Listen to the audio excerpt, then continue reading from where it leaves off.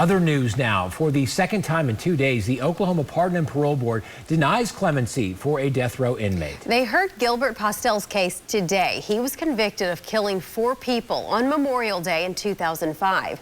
News 9's Augusta McDonald is live from the newsroom with the details. Augusta. Carl, Bobby, it's been 16 years since that tragic day when 4 people were shot to death outside of a trailer home in Del City. Postelle was sentenced to death for 2 of those murders in 2008. Why is it that this board should consider mercy for you today?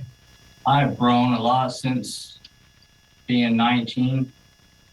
I have changed into a totally different person. Victims' families testified, asking for the jury's original death sentence to be carried out. The hardest thing a parent can do is to lose a child, but to lose one in such a horrific way is unbearable. You may be a changed man, but my son and 3 others are still dead. Gilbert's brother David and their father Earl were also involved with the shootings. Postelle's attorney asked the board to recommend commutation to the governor, saying Postelle suffered as a child due to mental illness and methamphetamine use in his family. He didn't know that all life isn't like that.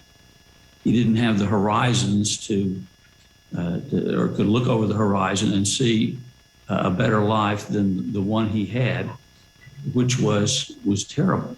Postelle's attorney says he was influenced by his father to participate in the killings after being convinced that one of the victims was responsible for injuring his father in a motorcycle accident. State's attorneys say the jury considered this information, but point to Postelle's actions to track down and kill 2 of his victims alone.